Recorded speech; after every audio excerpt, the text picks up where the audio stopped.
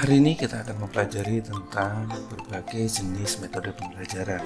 Secara kelompok, metode pembelajaran dibagi menjadi beberapa jenis. Yang pertama adalah kolaboratif, di mana dalam kolaboratif ini terdapat metode team games turnamen, metode team assisted individualization, student team achievement division, number head together, jigsaw, think partial, dan to stay to stray. Pada kelompok berikutnya adalah komunikatif. Pada kelompok ini terdapat metode pembelajaran think, talk, write, talking stick, snowball throwing, picture and picture, course review hurry. Pada kelompok metode pembelajaran reflektif terdiri atas metode pembelajaran self-direct learning, learning cycle, artikulasi, dan pada kelompok informatif terdapat SQ3R, inside outside circle, make a match. Pada bagian terakhir adalah kelompok berbasis masalah. Pada metode pembelajaran kelompok berbasis masalah terdapat metode problem solving, metode SAFI, metode group investigation, dan metode double loop problem solving. Baiklah, kita akan dengan yaitu pada kelompok pembelajaran kolaboratif. Pada bagian awal tadi sudah dijelaskan bahwa pembelajaran kolaboratif terdiri dari 8 metode pembelajaran. Kita awali dengan team games turnamen. Metode ini dikembangkan pertama kali oleh Slavin pada tahun 1995. TGT ini berhasil mengembangkan skill-skill dasar seperti membaca, aktif, dan komunikasi. Pencapaian yang lain adalah TGT ini berhasil mendorong siswa untuk mencapai tujuan pembelajaran. Yang ketiga, interaksi positif antar siswa. Yang keempat, harga diri.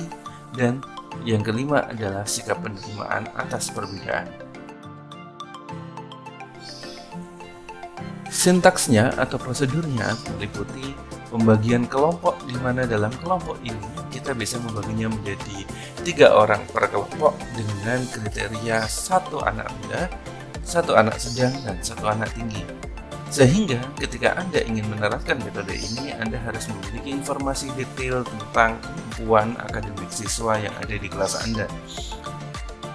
Gali informasi akademisnya bagi menjadi 3 orang per kelompok, kemudian siapkan format lembar review materi yang akan dilakukan oleh kelompok, dan siapkan sheet atau tabel untuk merekap skor saat turnamen. Yang kelima adalah setelah siswa mereview materi dalam kelompok, dilanjutkan dengan kompetisi individual.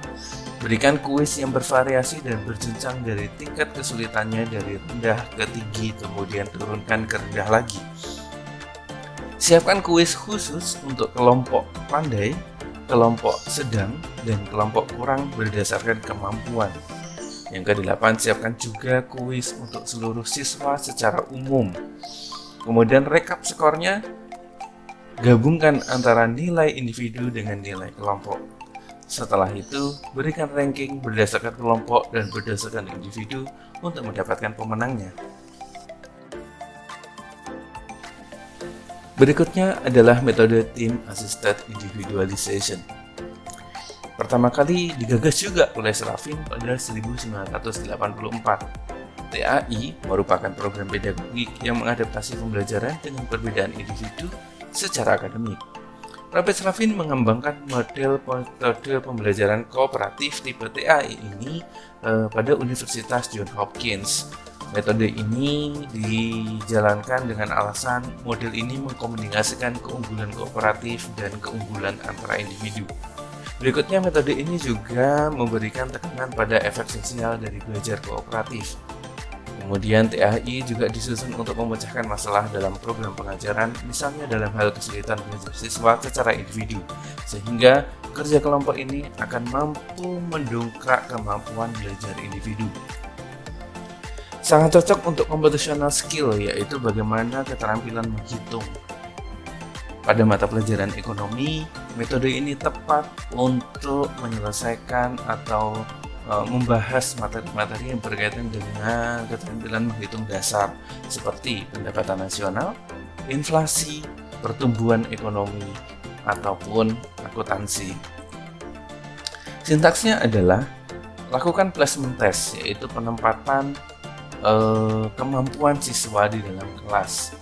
Setelah itu, Anda bagi kelompok berdasarkan kriteria heterogen, yaitu merata jumlahnya antara yang pandai, yang sedang, dan yang kurang.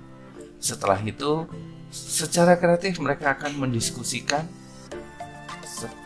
kemudian mereka diminta untuk bekerja berkelompok, dan uji mereka secara individual, kemudian tim skor, dan rekor melakukan rekomendasi.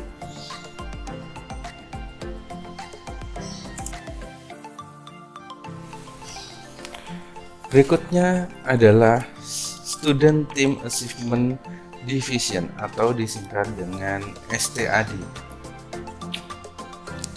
Pada metode STAD ini dikembangkan juga oleh Slavin dan rekan-rekannya pada tahun 1995 di Johns Hopkins University.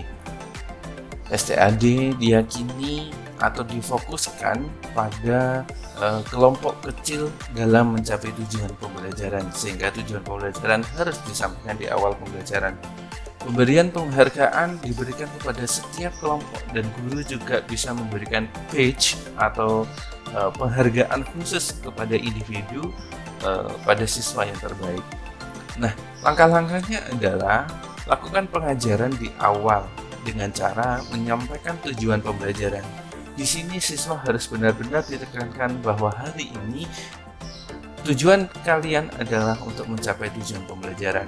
Setelah itu, bagilah secara kelompok, bisa 4-5 orang, kemudian tim menyelesaikan lembar kerja yang sudah disiapkan oleh guru. Tentunya lembar kerja ini step by stepnya adalah untuk mencapai tujuan pembelajaran. Setelah itu, lakukan ujian atau kuis pada kelompok, kemudian lakukan kuis juga secara individu. Setelah itu akumulasi nilainya. Setelah diakumulasi nilainya, maka silahkan berikan penghargaan kepada seluruh siswa atau seluruh kelompok dengan kategori kelompok baik, kelompok hebat, dan kelompok super. Pada intinya, semua kelompok yang ada di kelas ini akan mendapatkan penghargaan. Tidak ada judgement sama sekali pada metode pembelajaran ini.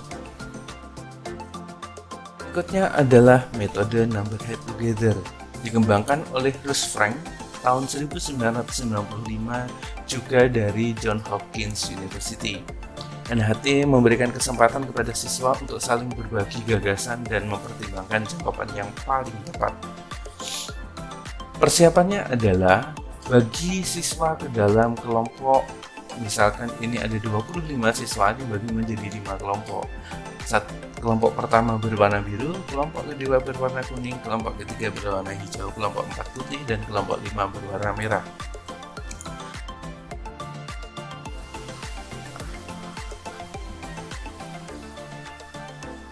Berikan labelisasi dengan memberikan nomor di kepala, misalkan 1, 2, 3, 4, dan 5. Maka di sini Anda harus menyiapkan 5 topik. Nah, setelah itu mereka berkumpul berdasarkan topiknya masing-masing. Yang A berkumpul dengan topik A, yang B berkumpul dengan topik B, yang C berkumpul dengan topik C, dan yang D berkumpul dengan topik D, dan seterusnya. Untuk berpikir bersama. Nah, setelah itu lakukan pemanggilan nomor setelah mereka selesai diskusi secara acak untuk menjawab pertanyaan dari guru. Kemudian guru bisa memberikan kesimpulan. Oke, berikutnya adalah Jigsaw. Jigsaw ini pertama kali dikembangkan oleh Aronson pada tahun 1975. Metode ini berhubungan erat dengan keterampilan membaca, menulis, mendengarkan, ataupun berbicara. Sintaksnya adalah melakukan persiapan, pemberian kelompok, yang pembagian kelompoknya ini sama persis dengan metode NHT. Setelah itu mereka bekerja kelompok sesuai dengan topik, sama seperti. Bedaannya adalah pada Jigsaw, Mereka diminta untuk melakukan presentasi oleh anggota kelompok di dalam kelompoknya, bukan presentasi di depan kelas yang dipanggil oleh gurunya seperti number head together. Penekanan pada metode ini adalah bagaimana kegiatan membaca itu menjadi kunci dalam mengerjakan atau mengumpulkan informasi di dalam kelompok. Untuk itu, siswa dapat diberikan lembar kerja dengan beberapa keyword untuk dilengkapi, sehingga akan menjadi sebuah standar untuk kinerja kelompok. Informasi yang dikumpulkan pun akan relatif sama. Berikutnya adalah think pair share. Think pair share pertama kali dikembangkan oleh Profesor Frank Lehman pada tahun 1981. Metode ini menjalankan siswa untuk wait or think time. Jadi bagaimana mereka harus menunggu untuk temannya menyampaikan pendapat, kemudian dia menggunakan waktu yang disediakan untuk dia dalam berpikir. Nah, ini sangat baik untuk merangsang bagaimana melatih manajemen pikiran mereka, bagaimana mereka harus menunggu teman lain untuk menyampaikan pendapat tanpa harus disela. Terus kemudian ketika waktu diberikan kepada si siswa yang bersangkutan, maka siswa tersebut dapat menggunakan waktu itu untuk berdiam diri, kemudian memikirkan gagasan. Metode ini diyakini mampu memungkinkan siswa bekerja secara individu maupun kelompok, mengoptimalkan partisipasi siswa, meningkatkan keterampilan parafrase siswa karena di sini adalah latihannya berkomunikasi. Kemudian siswa lebih percaya diri karena tidak perlu hanya perlu presentasi pada kelompoknya saja. Think pair share dilakukan seperti ini, sesuai dengan namanya think pair share. Think artinya berpikir, pair artinya berbagi, dan share berpasangan, pair artinya terus kemudian share itu berbagi. Nah, di sini bisa dilakukan pada empat siswa dalam sebuah kelompok, di mana kasih mereka topik masing-masing per anak. Setelah itu biarkan mereka berpikir. Setelah mereka berpikir, beri kesempatan berpasangan dari kelompok. Misalkan Anda bisa memberikan label dalam satu kelompok, anak A, anak B, anak C, anak D. Nah, silahkan kemudian berikan waktu. Jadi waktunya langsung dibagi menjadi 3 part. Yang pertama adalah think, di mana mereka berdiam diri, kemudian mengumpulkan informasi secara individu. Setelah itu pair, mereka berpasangan. Di dalam berpasangan ini, anak akan belajar tadi tentang wait and think time. Bagaimana mereka menunggu temannya untuk menjelaskan dalam pairing atau berpasangan, dan ketika waktunya temannya menjelaskan, dia akan berdiam diri untuk fokus mendengarkan penjelasan teman dan berpikir tentang gagasannya.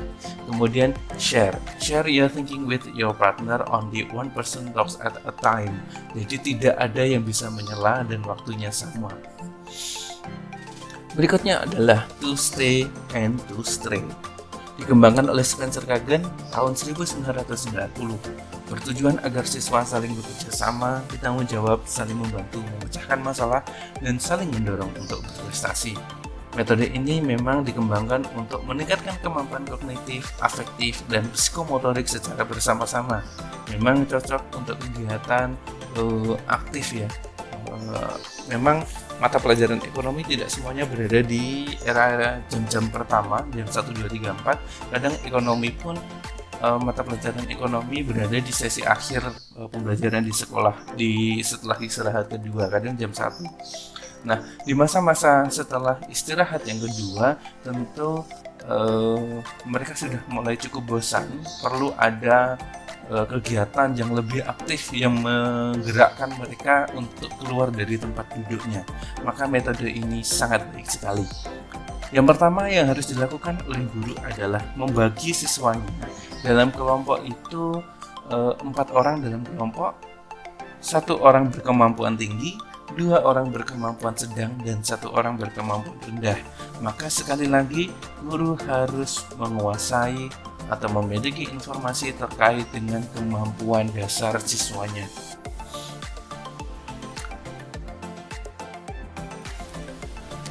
Berikan pokok bahasan yang berbeda setiap kelompok, kemudian siswa bekerja bersama membahas pokok bahasan yang diberikan.